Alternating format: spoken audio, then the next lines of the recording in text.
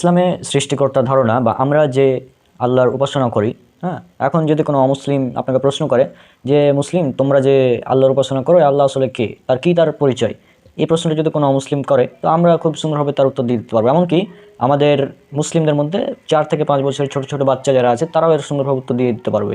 এর উত্তর আছে পবিত্র কোরআনে, সূরা 112, সূরা নম্বর 112, সূরা ইখলাস, সূরা নম্বর 112, আয়াত 1, 2, 3, 4। এই সূরা ইখলাস এটা হচ্ছে ঈশ্বর তত্ত্বের কোষ্ঠীপাথর, যেটা আমি বারবার বলে আসছি।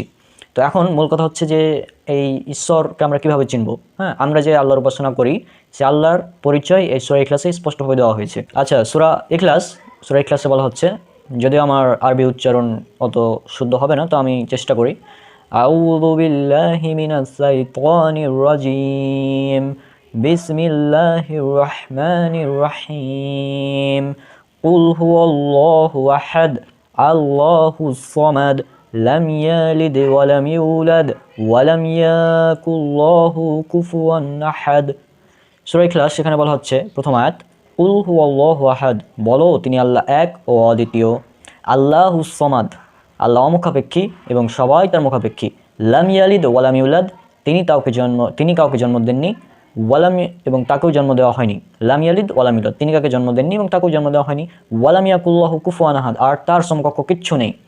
এখন এই 4 লাইনের সংজ্ঞা, এই 4 লাইনের সাথে যদি মিলে যায় কেউ, তো তাকে আমাদেরকে আল্লাহ বলে মেনে নিতে কোনো আমরা আপত্তি করবো না, কোনো ধরনের আপত্তি ছাড়া আমরা মেনে নিব যে ইনি হচ্ছেন আল্লাহ, যদি এই 4 লাইনের সংজ্ঞার সাথে মিলে যায়। এখন যদি আপনি মনে করেন যে যীশু খ্রিস্ট তিনি আল্লাহ, যেমন খ্রিস্টানরা মনে করে যীশু খ্রিস্টকে আল্লাহ মনে করে, যেমন এটা আল্লাহ বলেছেন পবিত্র কোরআনে বিভিন্ন জায়গায়, যেমন সূরা মাইদা সূরা নম্বর 5 আয়াত নম্বর 72 উল্লেখ করা আছে যে আল্লাহ বলছেন, লাকাদ কাফারাল্লাযিনা ক্বালু ইন্নাল্লাহা হু মাসিহ ইবনু মারিয়াম, অবশ্যই তারা কুফরি করেছে যারা বলেছে নিশ্চয়ই মাসিহ আল্লাহ হলেন মরিয়ম পুত্র ঈসা, অর্থাৎ তারা ঈসা আলাইহিস সালামকে আল্লাহ বলেন, আল্লাহ মনে করেন।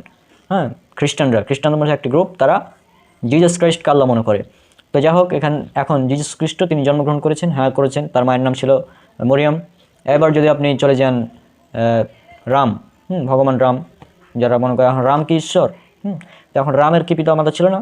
তো হ্যাঁ, রামের বাবা ছিল, রামের বাবা দশরথ। এরপর যদি আপনি ভাবে দেখতে থাকেন, শ্রীকৃষ্ণেরও পিতা মাতা ছিল।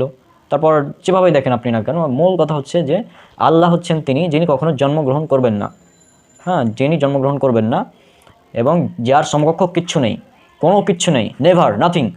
এই পৃথিবীতে কেন, পুরো ইউনিভার্স, সৃষ্টি জগতের মধ্যে কোনো কিছু তার মতো কিচ্ছু নেই, নেভার। তিনি সম্পূর্ণ আলাদা একজন সত্তা।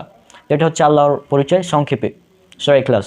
এছাড়াও যদি আমরা উল্লেখ করি সূরা বাকারা সূরা নম্বর 2 আয়াত নম্বর 163, এখানে আল্লাহ সুবহানাহু ওয়া তাআলা বলছেন, ওয়া ইলাহুকুম ইলাহু ওয়াহিদ লা ইলাহা ইল্লা হুয়ার রহমানুর রহিম, আর তোমাদের ইলাহা এক ইলাহ, তিনি ছাড়া সত্য কোনো ইলাহা নেই, আর তিনি অতি দয়াময় ও পরম দয়ালু বা পরম করুণাময়, অর্থাৎ আল্লাহ সুবহানাহু ওয়া তাআলার তিনি এক ইলাহা।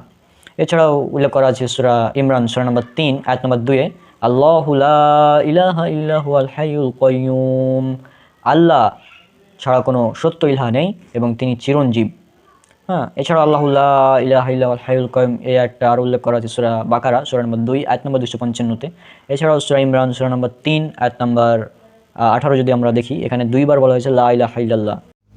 শাহিদাল্লাহু আন্নাহু লা ইলাহা ইল্লা হুয়া ওয়াল মালাইকাতু ওয়া উলুল ইলমি কাইমান বিল কিসত লা ইলাহা ইল্লা হুয়াল আজিজুল হাকীম। আল্লাহ সাক্ষ্য দেন যে তিনি ছাড়া সত্য ইলাহা নেই, আর ফেরেশতা ও জ্ঞানীগণও তিনি ন্যায় দ্বারা প্রতিষ্ঠিত, তিনি ছাড়া কোনো সত্য ইলাহা নেই, তিনি পরাক্রমশালী প্রজ্ঞাময়। এরপর সূরা হাসর সূরা নম্বর 59 আয়াত নম্বর 22, এখানে বলা হচ্ছে, হুয়াল্লাহুল্লাযী লা ইলাহা ইল্লাহু আলিমুল গায়বি ওয়াশ শাহাদা হুয়ার রহমানুর রহিম, তিনিই আল্লাহ যিনি ছাড়া কোনো ইলাহা নেই, দৃশ্য অদৃশ্যের জ্ঞাতা, তিনিই পরম করুণাময় দয়ালু। এছাড়াও সূরা কাসাস সূরা নম্বর 28 আয়াত নম্বর 88-তে বলা হয়েছে, আর আল্লাহর সাথে কোনো ইলাহকে ডেকো না, অন্য কোনো ইলাহকে দেখো না, কারণ তিনি ছাড়া কোনো সত্য ইলাহা নেই। সূরা তোহা সূরা নম্বর 20 আয়াত নম্বর 8, এখানে বলা হয়েছে আল্লাহ তিনি ছাড়া কোনো সত্য ইলাহ নেই। এছাড়া সূরা তোহা সূরা নম্বর 20 আয়াত নম্বর 14, এখানে বলা হয়েছে আল্লাহ ছাড়া কোনো সত্য ইলাহ নেই। তাহলে আজকে আমরা এখান থেকে একদম এই বিষয়টা ক্লিয়ার হয়ে গেলাম যে ইসলামে সৃষ্টিকর্তা তিনি একজনই এবং তিনি আমাদের আল্লাহ সুবহানাহু ওয়া তাআলা। আর আল্লাহ সুবহানাহু ওয়া তাআলার পরিচয় আমরা আজকে বলেছি। হ্যাঁ, আর ইলাহ হচ্ছেন তিনি যার ইবাদত করা হয়। এখন এখানে তাওহীদের ব্যাপারটা চলে আসবে। তাওহীদ নিয়ে আমি এখন আলোচনা করছি না, যেহেতু এটা দুটি ধর্মের একটি মানে আলোচ্য বিষয়, হিন্দু ধর্ম এবং ইসলাম। তো এখানে আমি তাওহীদের টপিকটা আনলে এখন অনেক বড় হয়ে যাবে। তো যাই হোক, আমি সংক্ষেপে বলে দিই। তাওহীদ হচ্ছে 3 প্রকার: তাওহীদুল উলুহিয়া, তাওহীদুর রুবুবিয়া এবং তাওহীদুল আসমা ওয়াস সিফাত। তাওহীদুল উলুহিয়া অর্থাৎ তাওহীদুল ইবাদা, অর্থাৎ ইবাদতের ক্ষেত্রে আল্লাহ সুবহানাহু ওয়া তাআলাকে এক বলে মেনে নেওয়া। তাওহীদুর রুবুবিয়া অর্থাৎ রুবুবিয়াতের ক্ষেত্রে অর্থাৎ আল্লাহ সুবহানাহু ওয়া তাআলা যে রব, হ্যাঁ, এই ব্যাপারে আল্লাহ সুবহানাহু ওয়া তাআলাকে এক বলে মেনে নেওয়া, এটা হচ্ছে তাওহীদুর রুবুবিয়া। তাওহীদুর রুবুবিয়ার উদাহরণ হচ্ছে আল্লাহ সৃষ্টি করেছেন এবং আল্লাহ যে স্রষ্টা তিনি ক্রিয়েটর, এ সম্পর্কে প্রায় অনেকেই একমত যে হ্যাঁ আল্লাহ ক্রিয়েটর। কিন্তু তাওহীদুল উলুহিয়াতে এসে বেশিরভাগ মানুষ শিরক করে, অর্থাৎ ইবাদতের ক্ষেত্রে আল্লাহকে এক হিসেবে মানতে চায় না। রব হিসেবে আল্লাহকে মেনে নেয় যে হ্যাঁ আমাদেরকে সৃষ্টি করেছেন আল্লাহ, হ্যাঁ আমাদের রিজিক কে দেন আল্লাহ, কিন্তু ইবাদতের বেলায় এসে তখন আল্লাহর ইবাদত করতে চায় না, আল্লাহর সাথে অন্য ইবাদত মানে অন্য কাউকে শরিক করে দেয়। তো এটা হচ্ছে মূল প্রবলেম। আর তাওহীদুল আসমা ওয়াস সিফাত হচ্ছে আল্লাহ সুবহানাহু ওয়া তাআলার বিভিন্ন গুণ বা বৈশিষ্ট্য। হ্যাঁ, তো এগুলো নিয়ে আমি বিস্তারিত বলছি না, যেহেতু এটা কম্পারেটিভ রিলিজনের আলোচনা। এখানে স্টপ। আর এ ব্যাপারে বিস্তারিত আলোচনা আমাদের সালাফি দাওয়া প্ল্যাটফর্মে আমাদের ব্রাদার আরমান ভাই তিনি করেন, সেখান থেকে আপনারা এগুলো জানতে পারবেন ইনশাল্লাহ। তো আশা করছি এই বিষয়টা স্পষ্ট যে ইসলামে সৃষ্টিকর্তা তিনি এক ও অদ্বিতীয়, এবং এখানে আল্লাহ সুবহানাহু ওয়া তাআলার পরিচয় সুন্দরভাবে উল্লেখ করা হয়েছে। আর এই আল্লাহ সুবহানাহু ওয়া তাআলার পরিচয় এটা আমাদের মুসলিমদের মধ্যে ছোট বাচ্চারাও দিতে পারবে।